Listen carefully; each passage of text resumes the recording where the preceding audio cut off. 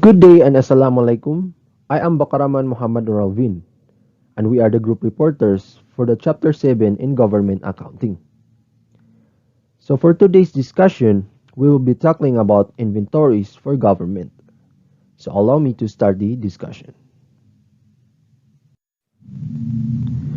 So the learning objectives for this chapter is first, to account for inventories by a government, and second is to describe the procedures in the receipt and disposition of inventories by a government entity.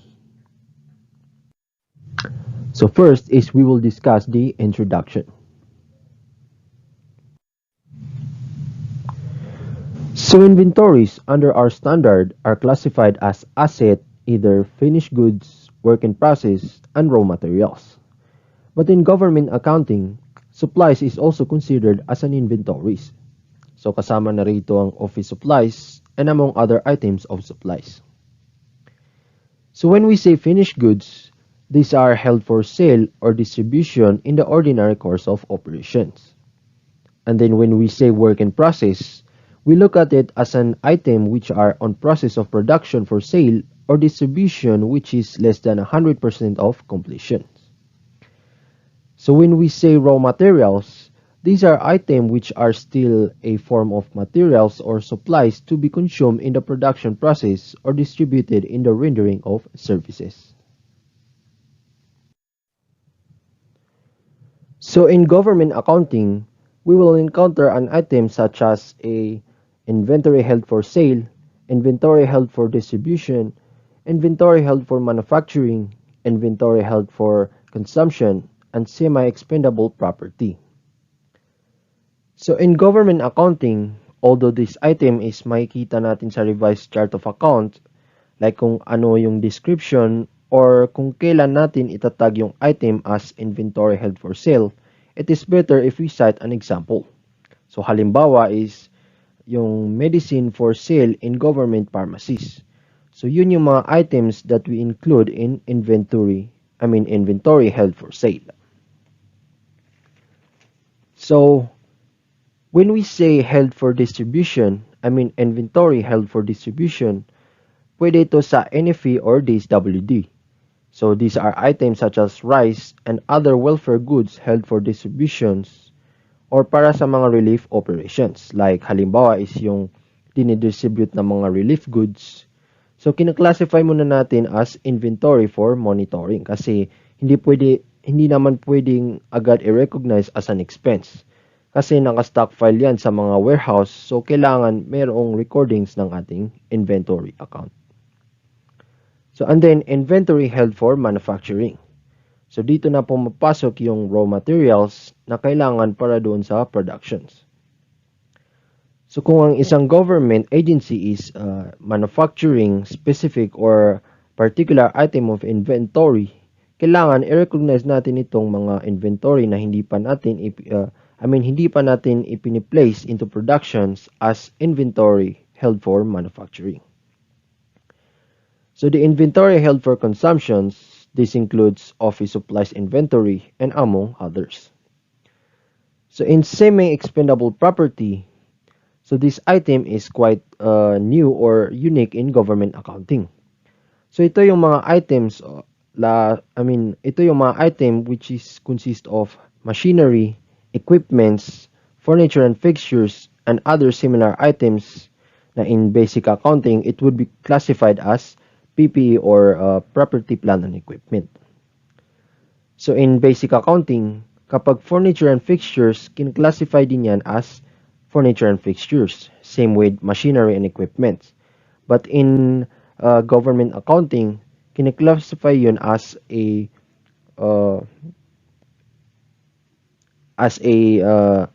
semi-expendable property. So because of the number of items ng machinery, equipment, furniture and fixtures, and other similar items of PPE, kailangan gumawa ng thresholds for us to be able to easily dispense item such as semi-expendable. So when we say semi-expendable, kinakapitalize muna natin siya but later on, it will be treated as an expense. So ang threshold natin dito is kapag yung machinery equipments or furniture and fixtures ay below 15,000 capitalization thresholds, ikina-classify muna natin as a semi-expendable property. So to record that, we will debit semi-expendable property and then credit cash or cash modified distribution regular or accounts payable. It depends. So ang critical dito is the recognition of semi-expendable title of inventory. So ang semi-expendable property, if we try to look at the revised chart of accounts, madami yan sila. Like my semi-expendable office equipment, semi-expendable information and technology equipment, and also semi-expendable scientific technical equipment. So yun ang ating ginagamit for the recognition, yun ang ginagamit natin for entries.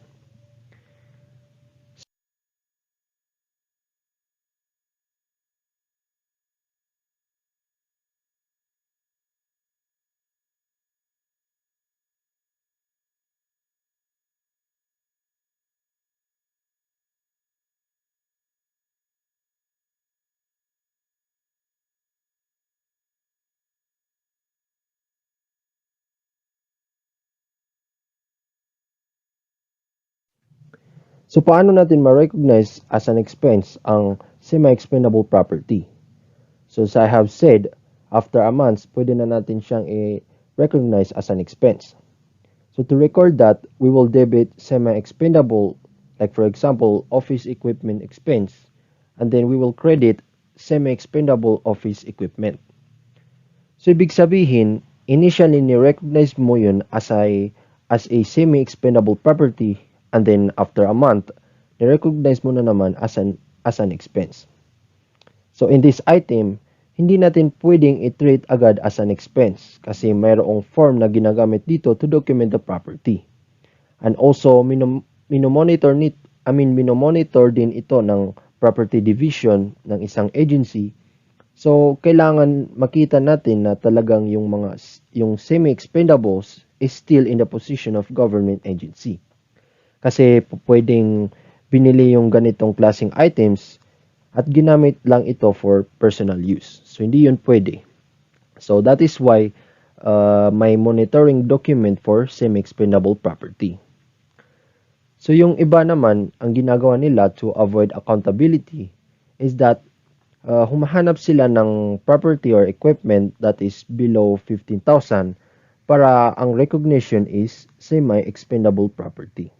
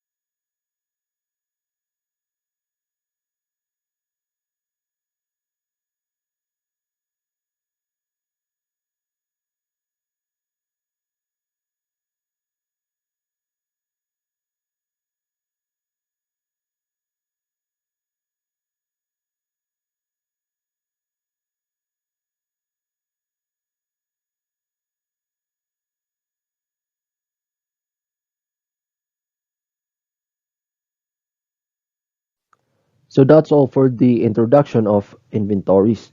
So we will now move on the measurement that will be discussed by my other group mates.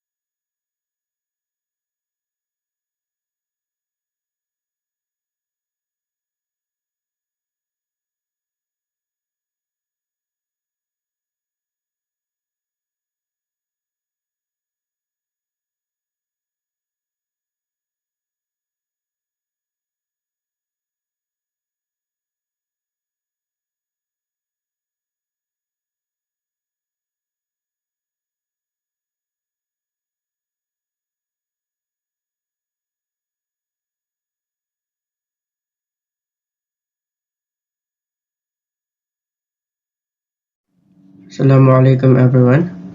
Welcome to this presentation regarding measurement.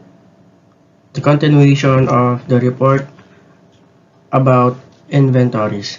So, we are now nasa measurement na tayo.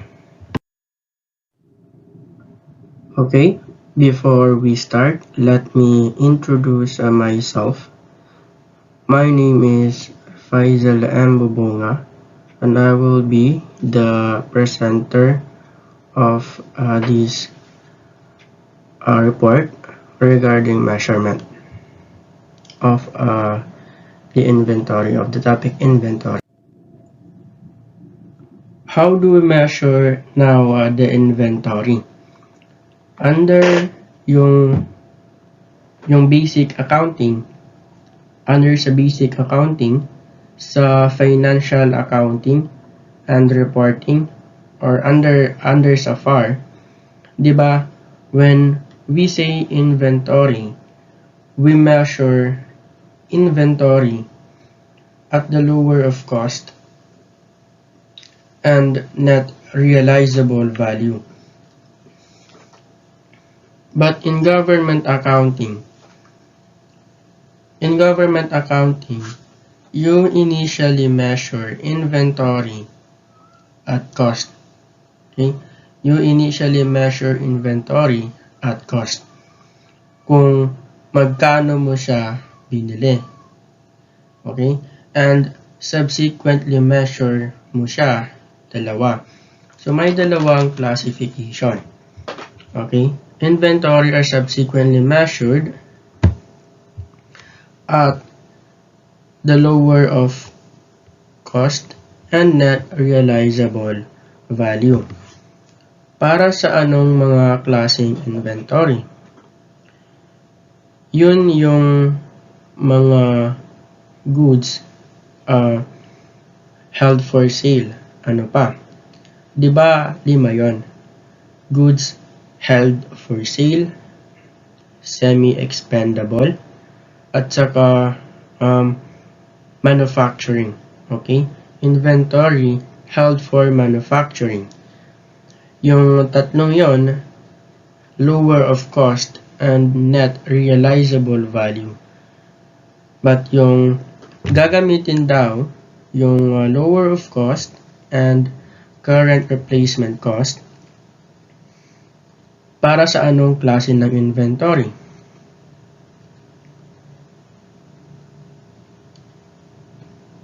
If the inventory is goods held for distribution and goods held for consumption. Uulitin ko. From the 5 classification, tatlo doon is mini-measure subsequently at lower of cost and net realizable value. Yung dalawa doon is lower of cost and current replacement cost. Sa private kasi or sa PFRS, ang ginagamit, okay, is lower of cost and net realizable value. And meron ding pagkakaiba pagdating sa sa PFRS at sa government pagdating sa journal entry ng pag-record ng impairment. Yan. So,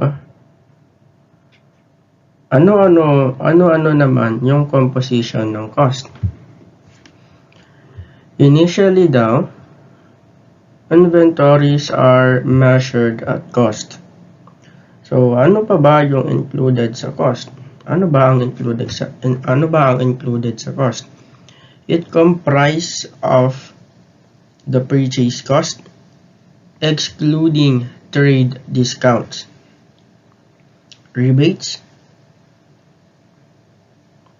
and other similar deductions. In purchase price or volume discounts. Yun ay hindi kasama. Purchase cost and direct costs incurred in bringing the assets to its intended location and condition.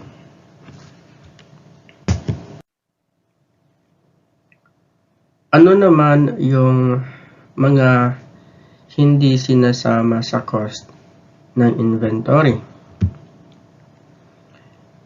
Yung cost excludes the following: yung abnormal amounts of waste or abnormal amount of waste materials, labor, and production overhead, yung selling cost, and administrative overheads. Itong mga to, they are recorded as expense as incurred. Yung abnormal amounts included sa cost of sale. Tama. Yung selling and administrative on a separate class of expense naman yan. Pero these three, they are recorded as expense as incurred.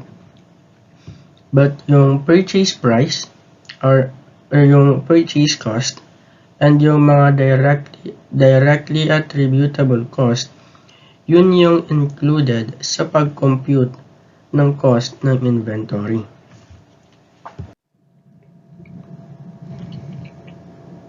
Yung subsequent measurement, sabi natin dalawa.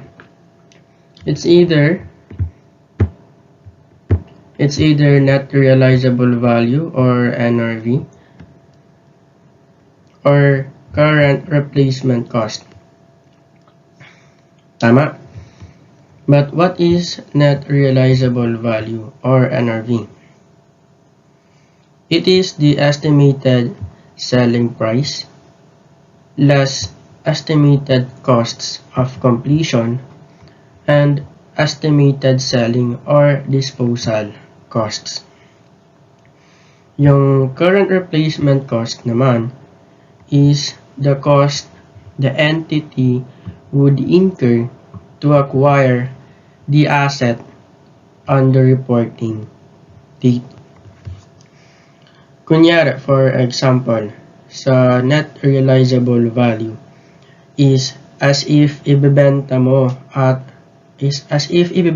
siya at reporting date, magkano mo siya mabibenta or magkano mo siya mabibenta less the completion cost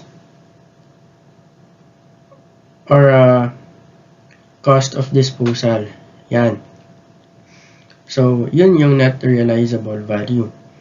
Yung current replacement cost naman is as if mag-a-acquire ka ng same inventory at reporting date.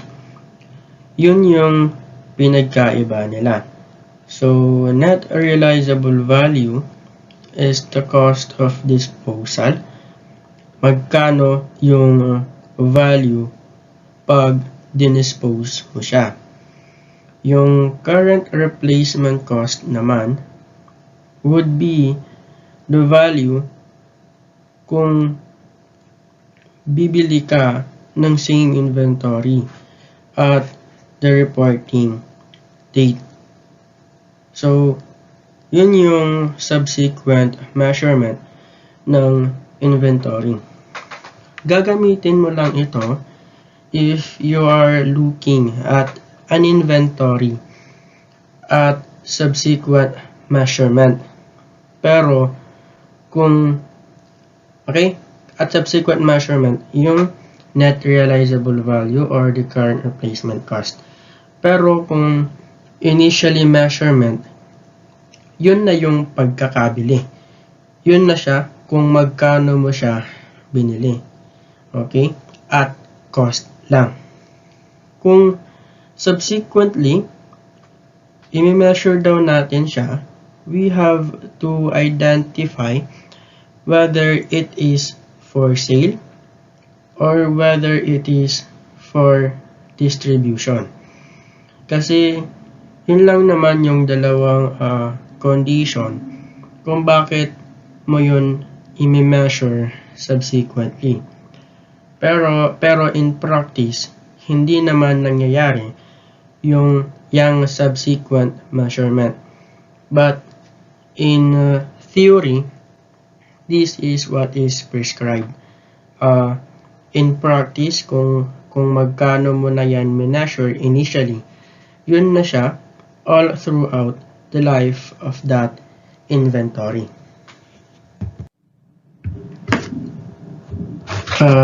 There are also exceptions. Okay? Inventories received from non-exchange transaction, for example donations, are initially measured at acquisition date fair value. Letter B. Agricultural produce are initially measured at fair value less costs to sell at the point of harvest. For these items, their initial measurements are deemed their costs for purposes of subsequent measurement at the lower of cost, or NRV, or net realizable value, or current replacement cost. In continuation with Chapter 7, which is about inventories, I will continue the discussion with the topic cost formulas. By the way, my name is Charliemagne Sibonga, and I will be the one to discuss this topic. There are two cost formulas in determining the cost of goods sold and cost of inventories. The first cost formula that I will discuss is the specific identification. This cost formula shall be used for items that are not ordinarily interchangeable. Now, what do we mean by that? Ito daw ang mga items which are not generic or what we call unique, and those that are segregated for specific projects. Under this formula, there is specific tracking of each item of inventory as well as the cost. For example, in a furniture shop, there are furnitures that require different amounts of inputs as well as inputs that can only be used for that specific furniture. Thus, specific tracking is needed in order to determine the cost for such furniture. Now, let us put it to application with government projects. Different projects of the government requires different levels of input, just like sa pag-construct ng floodgates. There are items specifically utilized for the construction of floodgates. Same as with sa MRT project ng government. May mga items segregated for that specific project. Now, the individual tracking could be done through QR codes or barcodes which could track the specific cost incurred. This method, yung specific identification, is actually advantageous because it introduces a high degree of accuracy to the cost of inventory. It is because the exact cost at which something was purchased can be recorded in the inventory records and charged to the cost of goods sold when the related item is sold. Before I discuss the second cost formula, here are some important notes to remember. Government entities shall use the perpetual inventory system. Now, if you can recall, we have two inventory systems, the perpetual and the periodic. Now, what is the difference between the two? So, just to refresh our knowledge, since I believe that this topic has been discussed when we were in first year, periodic inventory system, na-identify lang natin ang value ng inventory at the end of the year during inventory count. Whereas sa perpetual inventory system, transactions affecting inventory are recorded in the inventory and cost of sales account, such as yung purchases, sales, and other transactions. Sa perpetual, meron tayong update sa amount ng inventory because we record the increase and decrease affecting such account. Now, government agencies also do not use the FIFO cost method because sa FIFO or sa first in, first out, same with the LIFO or last in, first out, such method groups pieces of inventory together based on when they were purchased and how much they cost. Now, government entities shall use the weighted average cost, which is the second cost formula. Weighted average cost is used for large numbers of items of inventory that are ordinarily interchangeable. And this shall be applied under a perpetual inventory system. So, ito daw na cost formula is ginagamit sa mga generic items o mga items na kayang palitan or maraming kapareha and so forth. So, gaya ng mga office supplies like ink, bond paper, pencil, and many more. So, generic siya. So, mass-produced. So, para mas maintindihan pa natin ang weighted average cost method, I have here an example in the following slide. So, I have here the example. So, the sample that I have here can actually be found in the GAM4 and gas. So, as you can see, each item of inventory has its own ledger card. So, dito we have the supplies account. So, ang nakalagay sa description dito is for ink cartridge. Now, dito sa weighted average cost, ang tanging problem lang natin dito is pag nag-purchase tayo. So, as you can see dito sa receipt, magkaiba ang unit cost from our beginning balance unit cost. So, para makuha natin yung weighted average cost, i-add lang natin yung sa total cost ng na-purchase natin sa beginning balance ng ating total cost. So, i-add natin yung 1,332.55 plus 16,790.16, it would be equal to 18,122.71.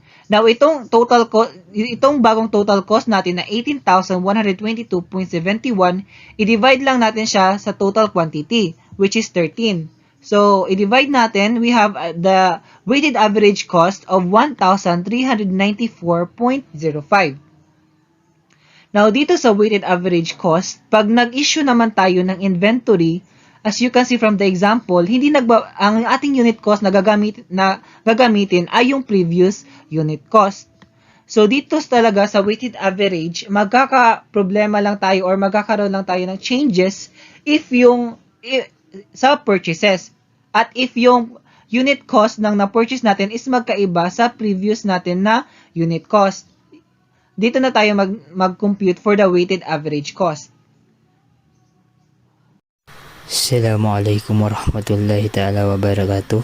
I am Yassin Oti and I will continue discussing another topic on inventories, which is recognition as an expense.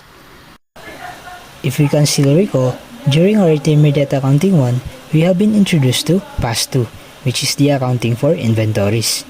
So during that discussion, we have learned about accrual accounting, in which all expenses and income relating to the accounting period, whether the actual cash has been received or not, should be recorded. Also, during that discussion, we have been introduced to the matching principle, in which in recognizing expense, we also have to match them properly to its revenue. So, any business's expenses incurred must be recorded in the same period as related revenues. So, even though naka-incur tayo ng expense, kailangan natin itong i-accrue until the related revenue is incurred. So, setting aside the difference in account titles used, accounting for inventories for businesses and for government entities are roughly the same in terms of recognizing an expense. So, when do we recognize an expense?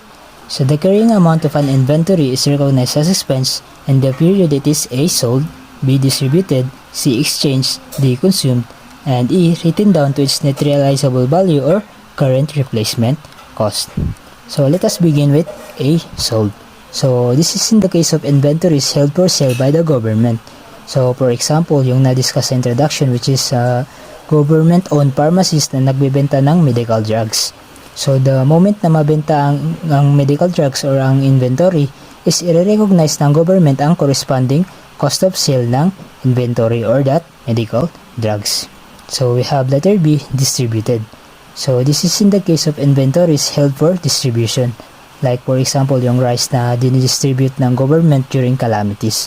So pag na-distribute ang goods ay magre-recognize ang government ng expense. So letter C, exchange. So if may inventories ang government tapos nakipag-exchange for example for other goods or services, the moment na ma-receive ang exchange goods or services ay magre-recognize tayo ng expense. So for letter D, consumed, this is in the case of inventory held for consumption. So for example, yung mga office supplies ng government. Pag nagamit ang office supplies ay magre-recognize ang government ng expense. So for written down to its net realizable value or current replacement cost, ito yung case na mas malaki ang cost ng inventory kaysa sa net realizable value or current replacement cost niya. So the inventory is written down. Pag mas maliit ang net realizable value or current replacement cost ay magre-recognize ang government ng loss or expense which is only up to the portion of the carrying amount in excess of the net realizable value or the current replacement cost. So later in the preceding slides may examples dito para makita natin. So we have here the pro forma entries in journalizing initial recognition of government expenses. So for inventories held for sale, we have debit merchandise inventory and credit accounts payable. For inventories held for manufacturing, we have debit raw materials inventory, credit accounts payable. For semi-expandable properties, we have debit semi-expandable machinery and credit accounts payable. For inventories held for distribution, we have debit welfare goods for distribution and credit accounts payable. For inventories held for consumption, we have debit office supplies inventory and credit accounts payable. So we have here an example. Entity A acquires inventory for 1,000 on account. So if this inventory is held for sale, we will have an entry of debit merchandise inventory of 1,000 and credit accounts payable of 1,000. Similarly, if this inventory is held for manufacturing, we will have an entry of debit raw materials inventory of 1,000 and credit accounts payable and so on and so forth.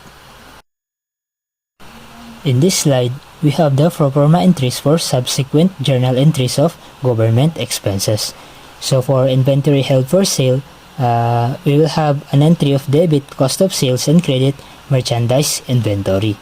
For semi-expandable property, we have debit semi-expandable machinery and equipment expenses and credit semi-expandable machinery. For inventory held for distribution, we have debit welfare goods expense and credit welfare goods for distribution. For inventories held for consumption, we have debit office supplies expense and credit office supplies inventory. So we have here again an example in which entity A recognizes the cost of inventory of 800 pesos as an expense. So if this inventory again is held for sale, we will have an entry of debit cost of sales of 800 and credit merchandise inventory of 800. So similarly, if this inventory is a semi-expandable property, we will have an entry of semi-expandable machinery and equipment expenses of 800 pesos and credit semi-expandable machinery of 800 pesos and so on for the other pro forma entries. So for inventories held for manufacturing, the subsequent journal entries is the same lang sa process and cost accounting if we can still remember. So we have debit work in process inventory and credit raw materials inventory, direct labor and manufacturing overhead. So if the work in process is turned into finished goods, we have an entry of debit finished goods inventory and credit the work in process inventory. So after the finished goods is sold, we will recognize the expense, which is debit cost of sales and credit the finished goods inventory. So dito naman tayo sa mga write-downs. So para sa inventories held for sale, we will have an entry of debit impairment loss inventories and credit merchandise inventory. So for inventories held for distribution, we will have an entry of debit impairment loss inventories and credit welfare goods for distribution. So we have here an example. Inventories costing 200 are found to have a net realizable value of 150 and current replacement cost of 180. So ang assumption natin dito ay i-write down natin ang inventories to its net realizable value or current replacement cost. So if you can still remember in the previous slide, here the cost is actually higher than the net realizable value or the current replacement cost. Thus, magre-recognize tayo ng expense dahil i-write down natin sila to their net realizable value or current replacement cost. So for inventories held for sale, ang basis natin ay lower of cost and net realizable value. So in this case, since mas maliit ang net realizable value by 50 kaysa sa cost na 200, so magre-recognize tayo ng loss in the amount of 50. So we will debit impairment loss inventories of 50 and credit merchandise inventory of 50. So for inventories held for distribution, ang basis natin is lower of cost and current replacement cost. Again, since mas maliit ang replacement cost by 20 pesos kaysa sa cost, we will recognize a loss of 20 pesos. So we have debit impairment loss inventories of 20 pesos and credit welfare goods for distribution of 20 pesos. So I think that is all for my part. Let us proceed to the next reporter.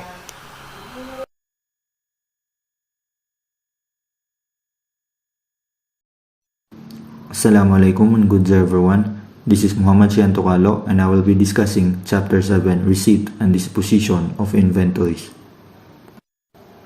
So let's start with the receipt of inventories.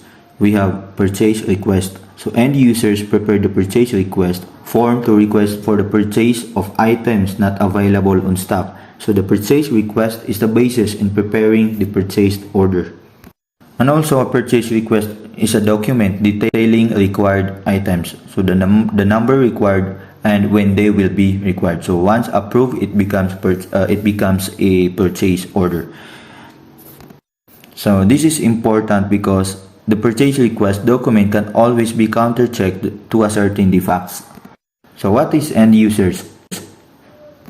So end users refer to the individuals who will be using the items. Yan actually yung gumagamit ng items. Like for example, the end user, users of office supplies is yan yung nagtatrabaho sa office.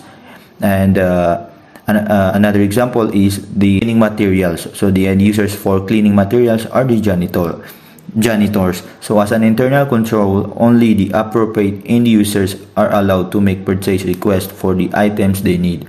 So it would be inappropriate naman for an office clerk to make a purchase request for cleaning materials. And next is the purchase order. So the authorized official prepares the purchase order. So the purchase order is a document issued to the supplier when making a purchase. It indicates the specifications, quantities, and agreed prices of the items being purchased. So the purchase order serves as the contract between the entity and the supplier. So recall that a canvas from at least 3 suppliers is required for purchase amounting to 1,000 and above. And purchase order are documents issued from a buyer to a seller. They are an important tool for a buyer because they formalize requirements and pricing and serve as legally binding documentation of the goods, services that were ordered. Third, when the purchase items are delivered, the Property Supply Division signs the receipt portion of the delivery receipt and prepares the inspection and acceptance report. So the inspection and acceptance report will be used by the property inspector in inspecting and accepting the delivered items. So the Property Supply Division forwards the delivery receipt and IER and purchase order to the property inspector para ma-check muna. So usually smart buyers require professional property inspection inspector when purchasing property supply with satisfactory results. So property inspections are important because a professional can find defects that may severely diminish the value of the property or supply. And fourth, the property inspector inspects the conformance of the delivered items within specifications in both the purchase order and delivery receipt, and indicates the result of the inspection. So acceptance or rejection in the IER. So rejected deliveries mababalik sa supplier. So the property inspector ay bibigay na yung copies sa copies ng delivery receipt, IER, and purchase order to both property supply division and accounting division for recording. So the property supply division, through the stock card keeper, record the accepted deliveries in the stock card. So the stock card shows the quantities of all receipts and issuances of inventory, as well as the available balance at any given point of time. So stock cards, yan yung nagpo-provide ng system which records all stock movement and which allows someone to compare the stock balance on record with the actual physical stock percent. And the sixth, the accounting division records the accepted deliveries in the books of accounts and in the supplier ledger card. So the SLC shows both the quantities and monetary amounts of all receipts and issuances of inventory, as well as available balance at any given point of time. As an internal control, the stock card maintained by the property supply division are periodically reconciled. So ang supplier ledger card is yan yung form used in the accounting division unit for each type of supplies to record all receipts and issues made, and also it helps the accounting and auditing staff to compute the concluding value of the available stock materials. Lastly is the disbursement voucher. So the property supply division prepares the disbursement voucher, then forwards it together with supporting documents. So the accounting division for processing of payments. So the disbursement voucher is a form that is submitted to have a check prepared for payment. So a disbursement voucher also can have multiple payees depending on what debt is being settled. So these payments are generally made through cleaning deposit bank accounts. So the voucher then gets filed with financial statements. So let's proceed sa disposition of inventories. So we have requisition and issue slip. So end users prepare the requisition and issue slip to request for the issuance of items available on stock. So the head of the requesting individual shall improve the requisition and issue slip. So the approved RIS is then forwarded to the property supply division. So the requisition and issue slip shall also be used by the requisitioning division to request property supply carried in stock and by the supply or property division to issue the items requested. So yan ang proof ni supplier officer na wala na sa kanyang accountability once ang supplies na request na ay kanyang na-issue o napalabas. And next is the report of supplies and materials issued. So the property supply division prepares the report of supplies and materials issued. So the RSMI will be used by the stock card keeper in updating the SC or stock card in the accounting division in journalizing the items issued. So the report of supplies and materials issued, yan actually yung form prepared by the supplier and or property division unit to summarize all issues of inventories by stock number during the day. So again, the RSMI will be used by the stock card keeper in updating the stock card and the accounting division in journalizing the items issued. Next, the accounting division records the items issued in the books of account and updates the supplier ledger card. And lastly, the following are the other documents used in the disposition of inventories. So first we have waste materials report. So prepared by the property or supplied custodian to the report waste materials such as destroyed spare parts and other spoilages. And the next report on the physical count of inventories. So that is used in reporting the results of physical counts. So it shows the balance of inventory as well as any shortages or overages. And also the report on the physical count of inventories is a form used to report the physical count of inventories items by type such as office supplies inventory, accountable form inventory, medical, etc.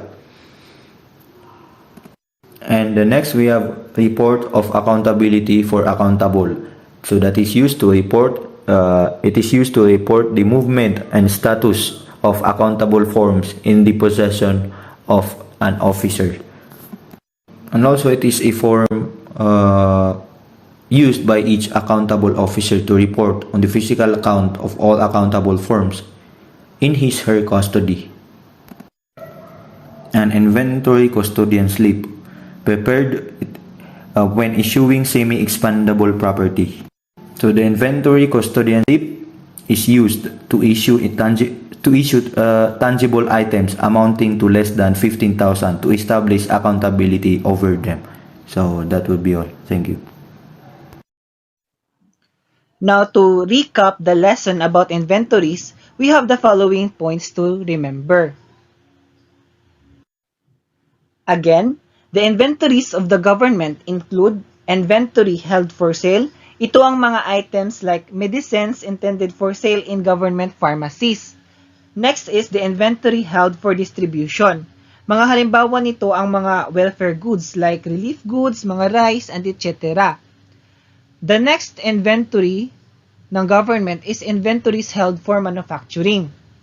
Ito daw yung mga raw materials for construction of government projects, mga work in process, mga ganon. And next is the inventory held for consumption. So, ito na yung mga office supplies, yung mga inventories used by government personnel like yung mga ink, yung mga bond paper. So, ito yung mga inventory na yon. Next is the semi-expendable property. So, again, these are non-capitalizable property, plant, and equipment because their cost is below the 15,000 pesos capitalization threshold. So, kaya semi-expendable property. For the measurement, for the goods held for sale, ang ating measurement ay the lower of cost and net realizable value, whereas for the goods held for distribution, ang ating measurement ay lower of cost and current replacement cost. And lastly, take note that again, the periodic inventory system is not used by the government as well as the FIFO cost formula. Because a perpetual inventory system, it enables the retrieval of information on cost and the number of inventories sold and on hand at any point of time. So as discussed earlier by the reporter, sa perpetual inventory system, mas updated tayo sa current amount ng cost at updated ang quantities ng inventory. That is why government entities use the perpetual inventory system rather than the periodic inventory system. So that would be all. Thank you for listening to the individual reporters, and we hope you learned a lot from today's discussion. Thank you, stay safe, and God bless.